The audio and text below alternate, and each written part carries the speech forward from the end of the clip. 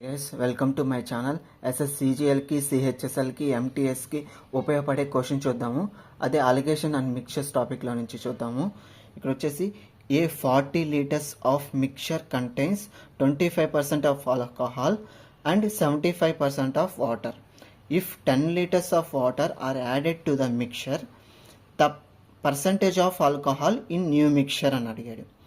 Okay, ఇక్కడ వచ్చేసి solution చూద్దాము. ఇక్కడ ఆల్కహాల్ వచ్చేసి 40 లీటర్స్లో ఎంత ఉంది, ఓకే చెక్ చేద్దాము. ఇక్కడ 40 లీటర్స్లోకి 25% ఉందన్నాడు. అంటే 25/100.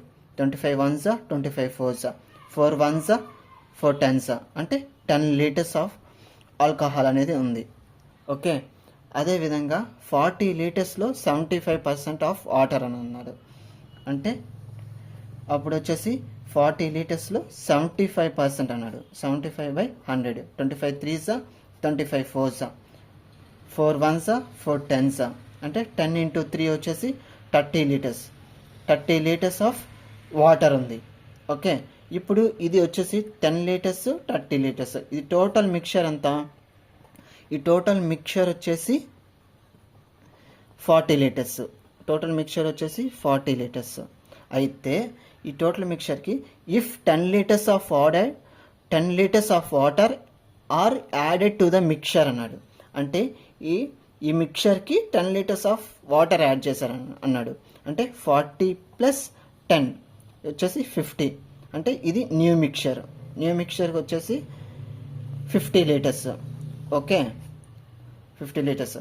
The percentage of alcohol in the new mixture అన్నాడు. అంటే ఈ న్యూ మిక్చర్కి ఆల్కహాల్ పర్సంటేజ్ ఎంత ఉంది అని అడిగాడు.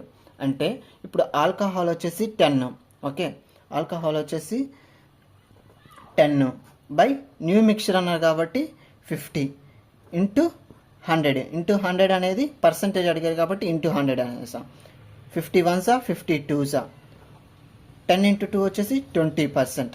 Okay, the percentage of alcohol in the new mixture వచ్చేసి 20%. 20% is the cut option, guys. Thank you.